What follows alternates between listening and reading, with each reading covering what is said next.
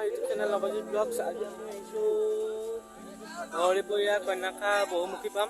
আমি এতিয়া গৈ আছোঁ। এয়া হৈছে পংকজ হাজৰিকা ছাৰ। পংকজ হাজৰিকা ছাৰে আজি আমাক গোটেই এৰিয়াটো দেখাব, গোটেই পৰিৱেশটো দেখাব আৰু তাৰ পৰা কিছু কথা জানিবলৈ চেষ্টা কৰিম। আহক। আমাৰ যেতিয়া উজান উঠে বুলি কয় বাৰিষা, এইটো আৰ্টিফিচিয়েলি কৰোঁ আৰু ইয়াতে আমাৰ পোনা উৎপাদন কৰোঁ। আমাৰ এই যোৱা ছিজনত আমি 10 কোটি পোনা উৎপাদন কৰিছোঁ।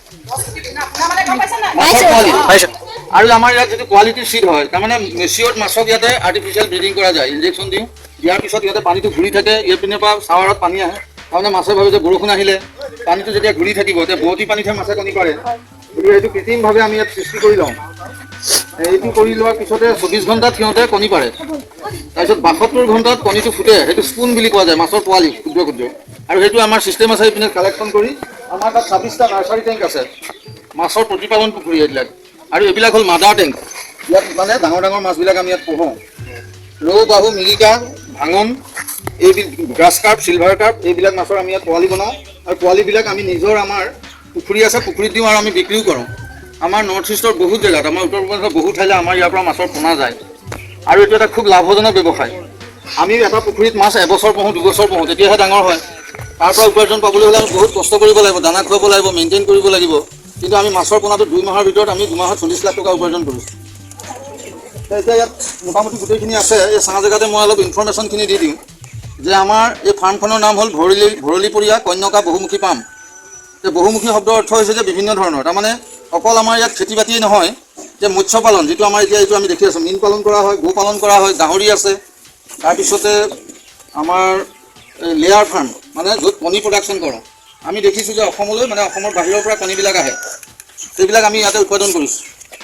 আমাৰ এই ফাৰ্মখন স্থাপিত হৈছে 2016 চনৰ ছেপ্টেম্বৰ 2 তাৰিখে। এই সময়ত বৰ্তমানৰ মুখ্যমন্ত্ৰী আৰু 16 চনত তেখেত বিত্ত, শিক্ষা, স্বাস্থ্য এই বিভাগৰ মন্ত্ৰী হিমন্ত বিশ্ব শৰ্মা ডাঙৰীয়া, তেখেতে আহি পেলাই আনুষ্ঠানিকভাৱে ফাৰ্মখন উদ্বোধন কৰে। আৰু আমাৰ ফাৰ্মখন কোঅপাৰেটিভ ছ'চাইটি ৰেজিষ্ট্ৰেশ্যন একমতে পঞ্জীয়নভুক্ত। আমাৰ এখন সমবায় সমিতি, মানে আমাৰ কোঅপাৰেটিভ ছ'চাইটি।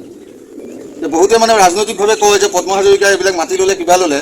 এইটো কথা আচলতে নহয়, কাৰণ এখন কোঅপাৰেটিভ ছ'চাইটিত কোনো ব্যক্তিগত মানুহৰ নামত কোনো মাটি থাকিবই নোৱাৰে আইনমতে। গতিকে এইবিলাক পলিটিকেল কথা বিৰুদ্ধে সমালোচনা কৰে, এই কথাখিনি মই কৈ দিছোঁ আজি।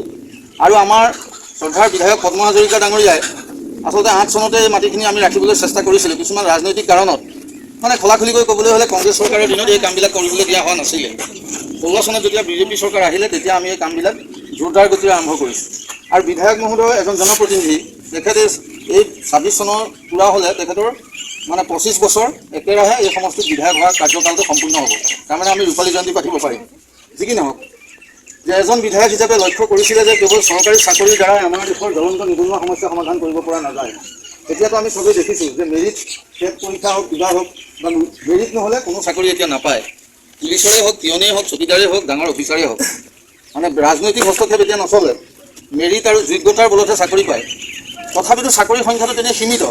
গতিকে আমাৰ অসমখনক প্ৰকৃতিয়ে বহুতখিনি কিবাকিবি দি থৈছে, আমি সদব্যৱহাৰ কৰা নাই। আমাৰ বহুতো ল'ৰা গাঁওবিলাকৰ পৰা গৈ বেংগলোৰ, দিল্লী, ক'ৰবাত চেন্নাইত গৈ পেলাই মানে চিকিউৰিটি গাৰ্ড কৰিছোঁ। কিন্তু আমি ইয়াত নিজৰ ঘৰতে থাকি কৰিব পৰা আমাৰ যথেষ্ট সুবিধা আছে। সেইখিনি কথা লক্ষ্য ৰাখি আমাৰ চৰকাৰৰ বিধায়ক মহোদয়ে আমাক লগত লৈ পেলাই, আমাৰ নিচিনা বহুত ল'ৰা আছে ইয়াত, আমাৰ এই কামখিনি ইয়াত হাতত লোৱা হৈছে। বৰ্তমান আমাৰ আজিৰ তাৰিখত মাটিৰ পৰিমাণ হৈছে 6000 বিঘা। ইয়াৰে 800 বিঘা মাটিত ফিচাৰী আছে। 800 বিঘাত আমাৰ টোটেল ৱাটাৰ বডিজ আছে ফিচাৰী। একে ঠাইতে নহয়, এইখিনিতে ধৰক এই 3টা আছে ডাঙৰ ডাঙৰ, 5 বিঘা, 4 বিঘা এনেকৈ। আৰু আমাৰ গোটেই এই কেম্পাছৰ ভিতৰত এই ফিচাৰীখিনি আছে। এটা ফিচাৰীটো আছে 4.5 কিলোমিটাৰ দীঘল, বিল টাইপ, আমি নিজে বনাই লোৱা। গতিকে ফিচাৰী আছে। তাৰপিছত অসমত আমাৰ মাছ, মাংস, গাখীৰ, কণী 21 to 25% মাত্ৰ প্ৰডাকশ্যন কৰোঁ আমি নিজে খাবৰ কাৰণে। 21 to 25 অনলি। বাকীবিলাক বস্তু চব বাহিৰৰ পৰা আহে। ইভিন আমি গাহৰি ৰাজস্থানৰ মানুহে মাছ মাংস নাখায়, কিন্তু অসম নহয়, গোটেই নৰ্থ ইষ্টত গাহৰি ছাপ্লাই কৰি আছে ৰাজস্থানে। এইটো জানি মানে আচৰিত হ'বলগীয়া কথা যে আমাৰ এটা সময় আছিলে যে আমাৰ জনজাতীয় লোকসকলেহে গাহৰি পুহিছিলে, কিন্তু এতিয়া সেইটো দিন নাই। গাহৰি আমাৰ আছে, আমি গাহৰি দেখাম, আমাৰ ফিচাৰীৰ লগত এইপিনে যাম এতিয়া। মই কথাখিনি আগতে কৈ লৈছোঁ। আৰু আমাৰ 800জনী গৰু আছে গাই। তাৰে এই গৰু 3টা প্ৰজাতিৰ আছে। গুজৰাটৰ পৰা অনা গিৰ গৰু আছে, হাৰিয়ানাৰ পৰা অনা চাহিৱাল গৰু আছে, চাহিৱাল। আমি চাম গৰু ভেৰাইটিকেইটা দেখাম। তাৰপিছত আমাৰ অসমীয়া যিবিলাক গৰু আছে সেয়াও আছে, লোকেল গৰু আমাৰ 250 আছে, 80জনী ম'হ আছে, ম'হৰ গোহালি আছে আমাৰ ইয়াত। আৰু গোটেইখিনি আমাৰ গাখীৰ উৎপাদন কৰা হয় আৰু ডেইলি আমাৰ 800 পৰা 1000 লিটাৰ গাখীৰ আমাৰ ইয়াত প্ৰডাকশ্যন হয়। খাই বৈ আহিলোঁ, খাই বৈ আহি পেলাই ইফালে অলপ চাবলৈ আহিছোঁ আৰু অলপ দেখাম।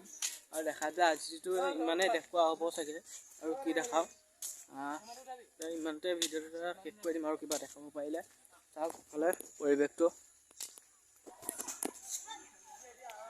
ইফালে পূৰা খেতি কৰি আছে, এয়া দেখিব পাৰিছে পূৰা খেতি কৰি আছে, এইফালে পানী দি আছে। এই অংকুৰ পৰা ফটো পোষ্ট দি আজিলৈ ভিডিঅ'টো ইমানেই আছিল। আৰু যদি ভিডিঅ'টো চাই ভাল লাগিল তেতিয়াহ'লে এটাকৈ লাইক কৰি থৈ যাব।